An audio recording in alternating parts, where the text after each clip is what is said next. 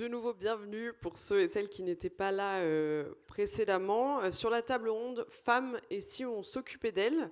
Alors d'abord, quelques petits chiffres issus d'études récentes qui montrent que par exemple les femmes mettent en moyenne 15 minutes de plus que les hommes à appeler les urgences, qu'elles sont souvent moins, en tout cas qu'elles connaissent moins certaines maladies qui peuvent les toucher, notamment les maladies cardiaques, hein, sont les premières victimes d'infarctus. On pense souvent que ce sont les hommes. Et dans ce contexte, on voulait prendre le temps de parler des maladies qui touchent les femmes, de parler prévention, de parler diagnostic, de faire passer aussi des messages importants et de les mettre en lumière. Donc avec nous pour parler de ce sujet, 3 femmes, justement. Bienvenue, merci à toutes les 3 d'être présentes. Clarisse Lost, vous êtes présidente de MSD en France. Bonjour.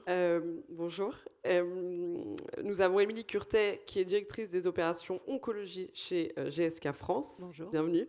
Et la professeure Isabelle Récocard, qui est oncologue au Centre Léon Bérard. Enchantée. Merci à toutes les 3. Alors, déjà avant de commencer, donc, le cancer, enfin on va parler essentiellement cancérologie sur cette table ronde.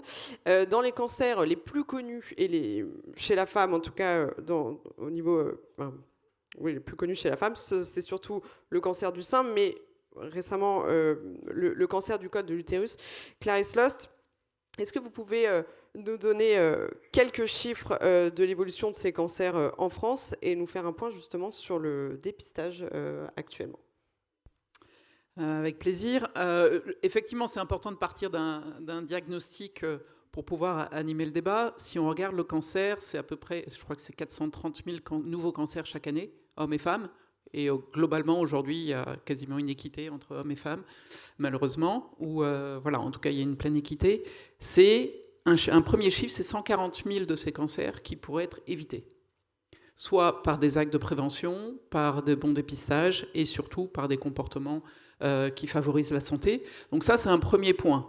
Le deuxième, si on regarde plus spécifiquement les cancers féminins et le cancer du sein, qui est aujourd'hui le plus fréquent et le plus mortel, aujourd'hui, 9 femmes sur 10 disent être OK avec le dépistage sur la mammographie. Il y en a 5 qui se font effectivement dépister. Or, quand on regarde aujourd'hui, il y a aussi un autre chiffre, c'est 9 sur 10 aussi, tout le monde a très peur du cancer, pour soi, pour ses proches. Et on revient à ces actions de dépistage, où on parlera peut-être de vaccination plus tard. Mais c'est vrai que on voit que ce chiffre de 50%, que ce soit dépistage, acte de prévention, et que quel que soit le sujet, on n'arrive pas à dépasser ce 50% en France. Alors, depuis 2 ans, on parle beaucoup de prévention, je trouve, depuis 2-3 ans, et ça, c'est une très bonne nouvelle, mais il est temps qu'on passe vraiment aux actes et qu'on fasse la différence pour casser un peu ce plafond de verre de ces 50%, que ce soit des axes de prévention, de dépistage, de façon à pouvoir faire la différence. Parce qu'aujourd'hui, il y a des traitements qui permettent d'avoir des vrais espoirs de vie. Il y a des dépistages qui permettent, quand on agit tôt, de guérir du cancer. Et on a moyen de les prévenir. Et ça, c'est encore... voilà, la meilleure solution, c'est encore de les éviter.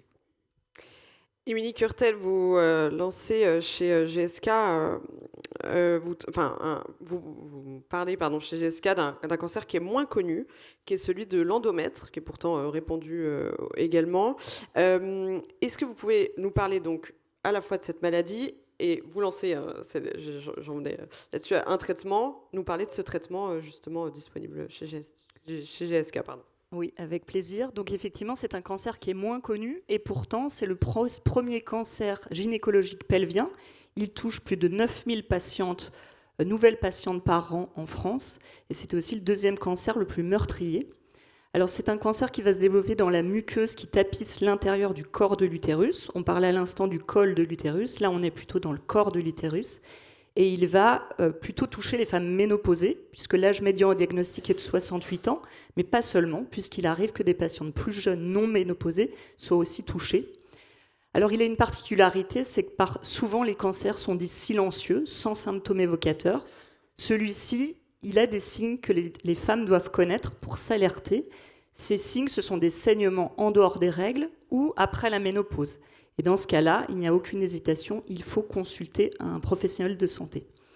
Et alors pourquoi il est très important d'en parler aujourd'hui? Et merci de m'avoir invité pour cette opportunité, de me donner cette opportunité. C'est que pendant 20 ans, il n'y a pas eu d'innovation thérapeutique dans cette ère thérapeutique. On est resté, la prise en charge est restée figée plutôt autour de chimiothérapie historique, alors qu'aujourd'hui, on vit une révolution. Une révolution est en marche et celle-ci s'appelle l'immunothérapie. Alors l'immunothérapie, qu'est-ce que c'est? C'est une thérapie innovante qui va aider le propre système immunitaire de la patiente à détecter et à attaquer les cellules cancéreuses. On dit souvent que le cancer arrive à se cacher du système immunitaire. Eh bien, l'immunothérapie va lui enlever son camouflage. Et pourquoi c'est une réelle opportunité? Puisqu'il va permettre de prolonger la vie de femmes qui sont atteintes de stades plutôt dits avancés, donc de moins bons pronostics, et on va même pouvoir parler dans certains cas de guérison. D'où l'intérêt encore plus grand aujourd'hui que les femmes consultent leur gynécologue pour avoir la chance d'avoir les traitements les plus adaptés. Alors, Isabelle Récocard, vous êtes encore sur un autre domaine. Dans la commission de la revue scientifique The Lancet, vous parlez notamment du cancer de l'ovaire, qui est aussi moins connu, sûrement. Qu'est-ce qu'a permis cette commission, justement, sur la connaissance de ce cancer? Quels sont les traitements disponibles actuellement? Est-ce que vous pouvez nous faire un état des lieux, justement, sur ce cancer et nous expliquer quelles sont les raisons aussi de la méconnaissance de ce dernier? Alors effectivement, la sphère gynécologique, malheureusement, est mise en difficulté. C'est-à-dire qu'aujourd'hui, on parle encore beaucoup du cancer du sein, et vous l'avez évoqué, merci. Mais les cancers gynécologiques, notamment de stade avancé, c'est-à-dire quand ils n'ont pas été diagnostiqués suffisamment tôt, sont mortels. Et pour vous donner juste un chiffre simple, on guérit aujourd'hui 90% des cancers du sein. On ne guérit au mieux que 50% des cancers de l'ovaire. Et ce constat d'un des cancers les plus agressifs, avec très peu d'options thérapeutiques, on a plus de 20 nouvelles innovations thérapeutiques dans le cancer du sein, on en a 2 dans le cancer de l'ovaire, il était fondamental de mettre en lumière ce cancer très agressif. Et le Lancet, qui est une revue, je ne sais pas si dans le monde d'aujourd'hui, dans cette salle, vous le connaissez, mais c'est une des revues en médecine qui a une des plus belles notoriétés, c'est-à-dire quand on voit une publication dans le Lancet, ce journal s'est mis en position pour nous proposer des études de belle qualité. Donc on sait généralement qu'on peut se fier à ce qui est écrit dans cette publication. Eh bien, le Lancet, depuis très longtemps, s'intéresse aux problèmes épidémiologiques graves. Il y a une commission Lancet sur l'asthme, une commission Lancet sur la démence, une commission Lancet sur la prise en charge de la chirurgie. Donc, c'est une revue qui sait s'intéresser aux problèmes qui ont des conséquences politiques. Et quand la commission Lancet, qui a mis un certain temps à s'intéresser au cancer, a commencé par la prostate, merci pour les messieurs. Ensuite, le cancer du sein, je me suis dit, mon Dieu, l'ovaire va encore arriver dans 30 ans. Et en fait, non, très bonne nouvelle.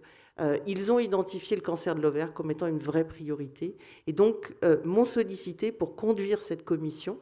Et nous avons eu la semaine dernière, c'est pour ça que c'est une information très récente, notre première réunion internationale qui a eu lieu en France, bien sûr.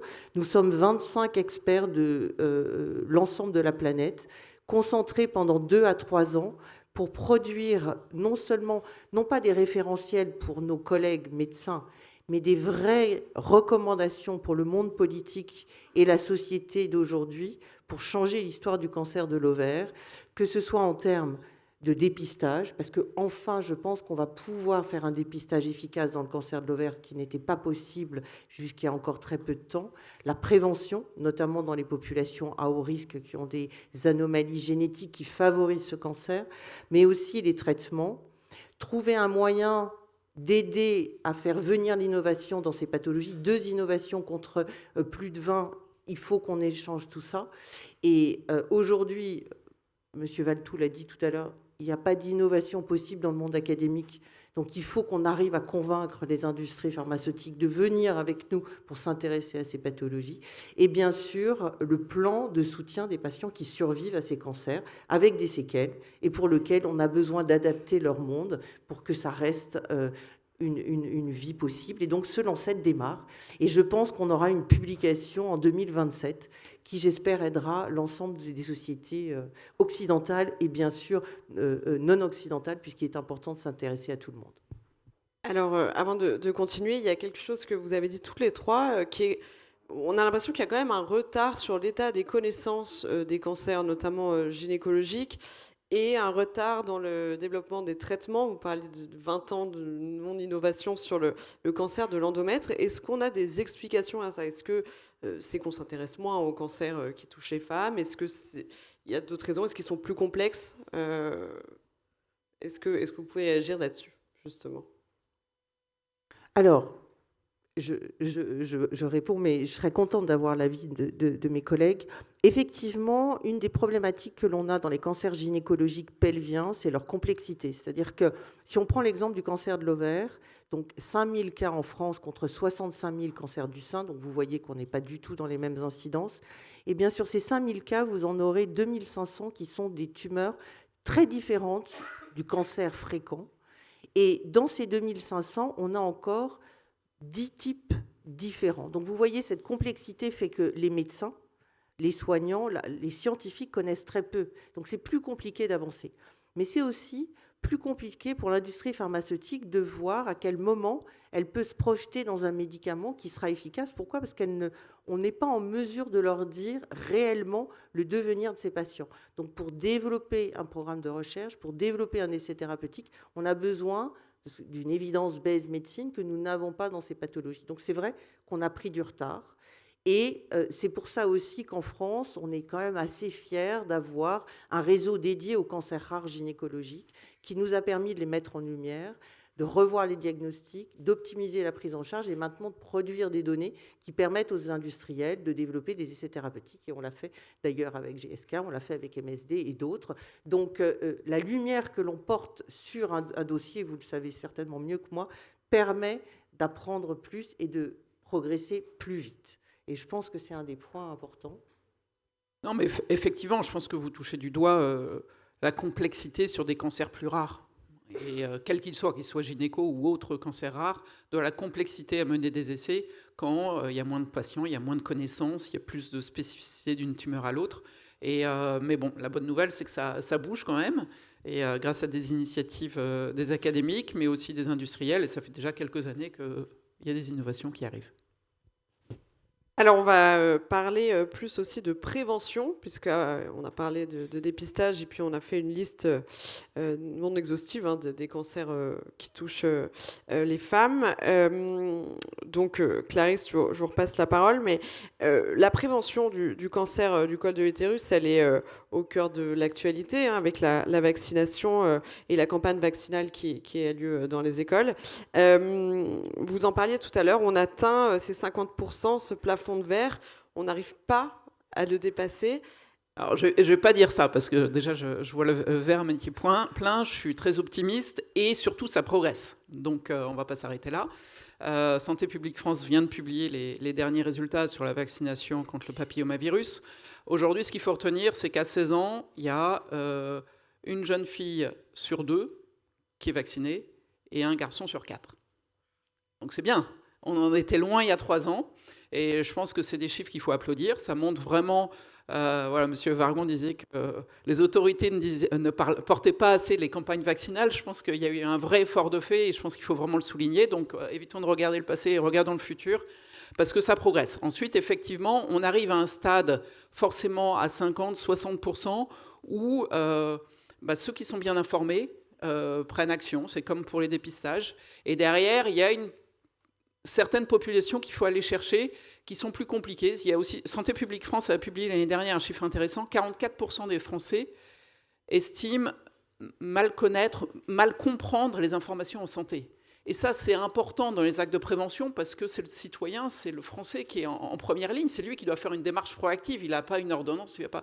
Et donc, il y a toute une frange de la population qui a du mal à comprendre ce caractère d'urgence, ce caractère de l'importance de se faire dépister parce qu'il y a des solutions derrière. Et il faut vraiment qu'on agisse sur ce volet-là. Et puis, donc ça, c'est un premier axe sur lequel travailler. Le deuxième, et ce qu'a mis en œuvre les autorités il y a 3 ans, alors, certes avec du retard par rapport à d'autres pays. Danemark, ils viennent d'annoncer en 2040, il n'y a plus de cancer HPV. La Suède l'a déjà fait en 2027.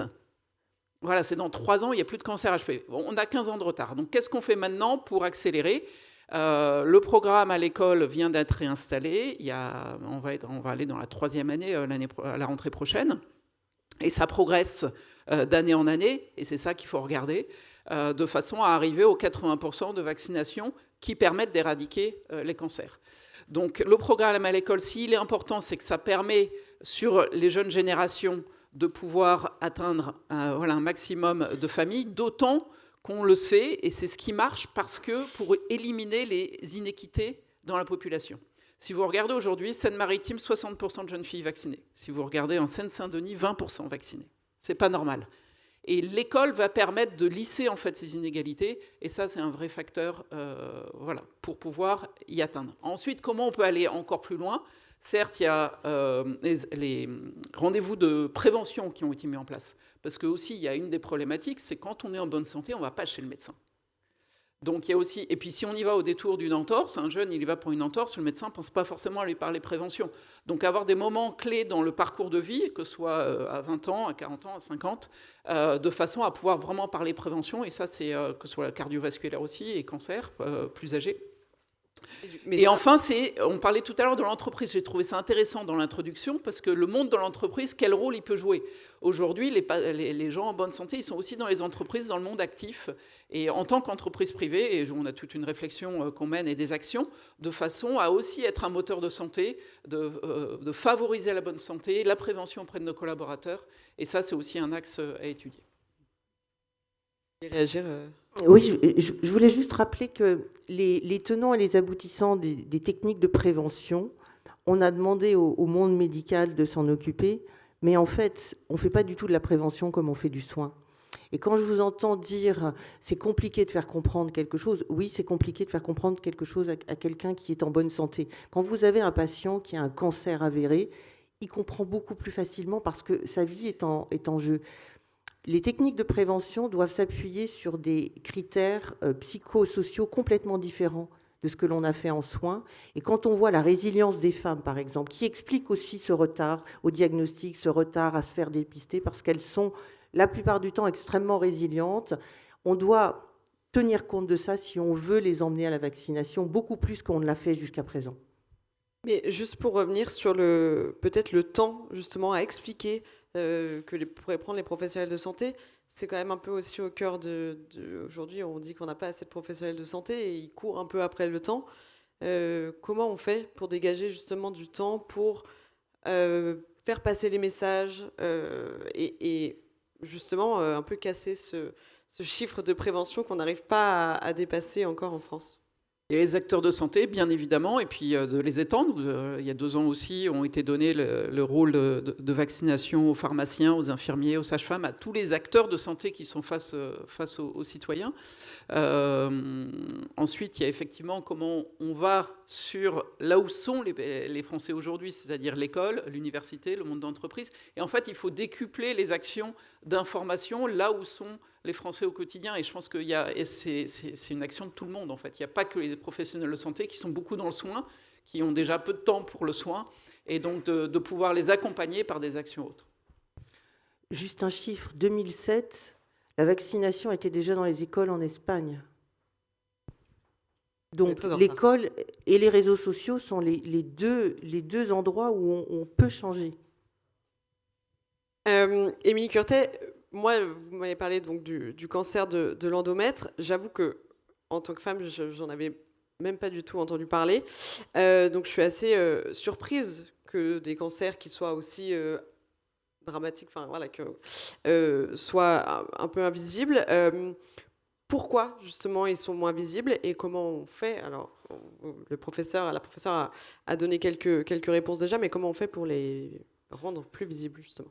Alors je vous rejoins, un paradoxe persiste, puisqu'on l'a vu, la médecine fait des progrès conséquents, et pour autant on a l'impression que l'information, quand elle est au sujet d'une maladie spécifiquement liée aux femmes, elle est finalement moins audible. Et en conséquence, les diagnostics sont souvent tardifs, en tout cas dans les cancers gynécologiques. Alors pourquoi les femmes ne s'alertent pas plus vite ? Pour moi, il y a 2 raisons essentielles. La première, c'est que la femme ne met jamais sa santé au cœur de ses priorités. Et une enquête IFOP l'illustre de manière très frappante. Sur 1000 femmes interrogées en début d'année, 1 femme sur 2 a déclaré avoir annulé ou reporté sa consultation chez un gynécologue, puisqu'elle l'a jugée non prioritaire. Alors, ces chiffres font un peu froid dans le dos quand on sait que le diagnostic précoce va être clé pour les chances de guérison quand on a un cancer. La deuxième chose, c'est effectivement que le problème, quand on leur pose la question, mais alors pourquoi vous renoncez à votre consultation gynécologique ? Le premier point, et on l'a vu ce matin dans le baromètre, c'est le délai pour avoir un rendez-vous. Et le deuxième point, c'est la charge mentale, la charge familiale, qui est jugée trop lourde pour avoir le temps de prendre soin de soi. Et finalement, le problème, il n'est pas que structurel, il est, je pense, comportemental, sociétal, puisque consciemment ou inconsciemment, depuis l'enfance, la petite fille est un peu conditionnée à s'occuper des autres. Et ça s'illustre aussi à l'âge adulte, puisqu'une femme va déjà mettre au cœur la santé plutôt de son conjoint, au cœur de ses priorités, puis de ses enfants, puis de celle de ses parents qui vieillissent, avant de penser à elle. Et un chiffre est très marquant, c'est qu'en France, 70% des aidants familiaux sont des femmes. Et la deuxième raison pour moi qui est importante, pourquoi les femmes ne s'alertent pas plus vite en tout cas, c'est que les cancers gynécologiques font face à des tabous. Parce qu'au-delà du cancer, ce sont des maladies qui vont toucher à l'estime de soi, qui vont toucher à l'intime. Et GSK a interrogé 800 patientes atteintes de cancer gynécologique, et 1 femme sur 4 déclare souffrir d'un mal-être profond lié à l'image qu'elle a de son propre corps pendant et après la maladie. Et là, elle ne parle pas du tout de souffrance physique, elle parle vraiment de souffrance psychologique qui ébranle l'intimité, l'image de soi, la féminité, la sexualité. Et ce qui est assez marquant, c'est quand on parle avec les associations de patientes, elles nous mentionnent même que les patientes parlent de honte. Elles emploient le mot honte pour parler d'un cancer gynécologique, et certaines d'entre elles vont même préférer dire à leur entourage qu'elles souffrent d'un cancer du côlon, puisque c'est une maladie mixte qui touche autant les hommes que les femmes, pour éviter d'être jugées et stigmatisées avec une maladie qui touche à l'intime. Donc, vous l'aurez compris, il faut vraiment lever les tabous sur les cancers gynécologiques, puisqu'au total, c'est plus de 15 000 Françaises qui vont être touchées par un cancer gynécologique, quel qu'il soit, chaque année. Et pour ça, effectivement, il y a plusieurs actions. Je pense qu'il faut communiquer plus largement auprès du grand public. Par exemple, chez GSK, on soutient une initiative qui commence à être connue, c'est Septembre Turquoise. Donc on connaît mieux sa grande sœur Octobre Rose pour le dépistage des cancers du sein. Septembre Turquoise a pour vocation de sensibiliser pendant tout le mois de septembre au cancer gynécologique, aux symptômes à connaître et pourquoi et quand s'alerter. Donc il y a un large plan de communication qui est déployé au niveau national. Et l'objectif est toujours le même, c'est d'informer les femmes, mais pas seulement, c'est d'informer les hommes, l'entourage, la sphère professionnelle pour enfin lever ces tabous. Et moi, vraiment, si aujourd'hui je veux passer 2 messages, le premier, il est très concret, c'est qu'un suivi gynécologique ne doit jamais, jamais être négligé, et ça tout au long de la vie, même après la ménopause. Et le deuxième message, c'est vraiment l'espoir, c'est que les thérapies font de réels progrès, l'immunothérapie en est l'exemple parfait, donc il faut vraiment encourager tout le monde à se faire diagnostiquer. Donc si j'ai un message pour les femmes dans cette salle aujourd'hui, c'est mettez votre santé au cœur de vos préoccupations, de vos priorités numéro 1. Et un message pour l'entourage de ces femmes, c'est de les aider à y parvenir. Merci beaucoup. Est-ce que vous avez aussi des messages à faire passer pour les femmes ou l'entourage des femmes, il y en a qui applaudissent, justement, qui sont dans cette salle, vous aussi? Moi, je vais axer sur la prévention. Ce qui est complémentaire, c'est d'agir enfin, parce qu'on a 15 ans de retard, et faire vraiment la différence sur la prévention qui peut éviter, je disais tout à l'heure, 140 000 cancers, tous sexes confondus. Et ça passe par tous les actes de prévention, dépistage et comportement. Un point sur le cancer de l'endomètre, parce que c'est une pathologie qui est finalement assez compliquée. Pourquoi? Parce qu'il y a un groupe de cancers de l'endomètre qui peut être guéri probablement juste avec de la chirurgie. Donc, c'est plutôt une bonne nouvelle quand on n'a pas besoin de rajouter des médicaments comme la chimiothérapie, la radiothérapie, et peut-être même l'immunothérapie.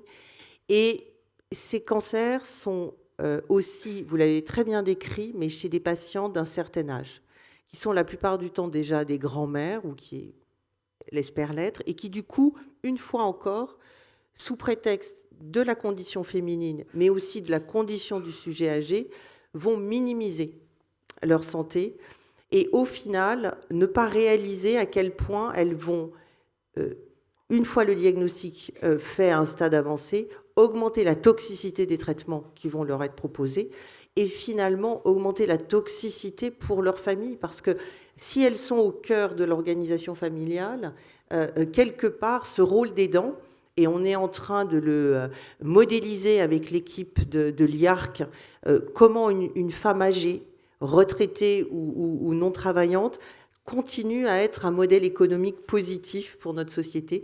Juste pour vous dire qu'il faut avoir des réflexions au-delà du monde du travail. Et donc ça, c'est un point important. Ces femmes sont souvent âgées. Et donc, en définition, encore plus ne voulant pas aller se faire dépister ou avoir des solutions préventives. La deuxième chose qui est importante de noter, c'est que, par exemple, grâce à l'innovation thérapeutique comme l'immuno, et vous l'avez toutes les deux bien situé, on sait aujourd'hui qu'on va probablement à court terme, en utilisant l'immunothérapie avant tout geste chirurgical, peut-être même éviter ces gestes chirurgicaux pour un petit groupe de patientes, elles sont à peu près 25%, mais pouvoir aller dans ce sens-là est vraiment une innovation que j'aimerais pousser rapidement pour les femmes françaises. Et enfin, l'obésité. Il faut qu'on parle de l'obésité parce que c'est un lien direct, obésité, cancer de l'endomètre, qui existe aujourd'hui, on le sait tous. On fait régresser des cancers de l'endomètre en perdant du poids. C'est démontré, c'est publié. Et donc, notre travail sur la prévention et la prévention de l'obésité, en France, on a pour le coup du retard sur les autres, mais du coup, on est un peu moins obèse que dans d'autres pays anglo-saxons. C'est le moment d'en profiter et de ne pas aller jusqu'au fond de la baignoire pour avoir à remonter ces obésités morbides qui ont un impact sur la santé des femmes. Juste une dernière question. Vous parliez d'innovation, justement, qui pourrait faire changer les choses.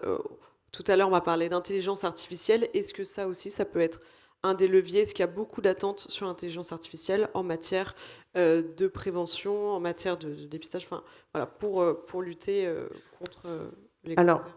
Comme toute innovation, les médecins, surtout quand on s'occupe de cancers de mauvais pronostic, forcément, on saute à pieds joints en se disant enfin quelque chose qui va changer l'histoire. Donc effectivement, on attend beaucoup. Comment elle va pouvoir nous aider? Il y a deux pistes aujourd'hui qui sont évidentes. C'est quand même les pays en voie de développement qui n'ont pas accès au diagnostic, par exemple. Et là, aujourd'hui, nos pathologistes français, qui sont de très bons niveaux, travaillent sur la digitalisation des lames pour pouvoir diffuser le savoir partout dans le monde, notamment dans les zones en déshérence, et peut-être que ce sera aussi une réponse à certains trous dans la raquette français.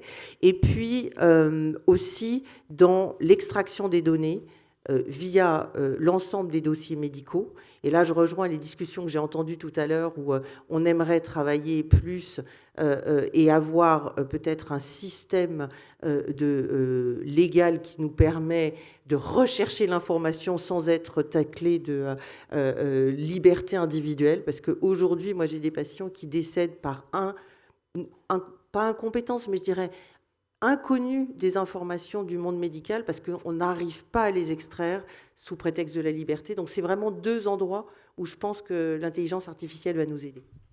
Et un autre endroit, c'est sur la conviction, sur ces actes de prévention. Il y a aujourd'hui notamment des cancérologues qui travaillent sur des outils pour communiquer avec les patients dans la bonne langue, avec les bons messages qui résonnent en fonction des questions qu'ils posent, de pouvoir s'adapter avec énormément d'empathie et de simplicité. Donc tout ce qui est littératie en santé, Ces outils-là vont aussi permettre, au lieu de faire une recherche sur le net assez basique qu'on pouvait avoir avec de l'information et qu'il fallait filtrer, aujourd'hui, ces outils d'intelligence artificielle qui sont en train de se développer, certains sont déjà disponibles pour convaincre. Il va y avoir des études qui sont faites justement pour voir la capacité de conviction quand le patient est seul devant son écran. Eh bien, merci à toutes les trois d'avoir parlé des femmes sur cette table ronde. Et je laisse la parole à Philippe Habib. Merci de votre invitation.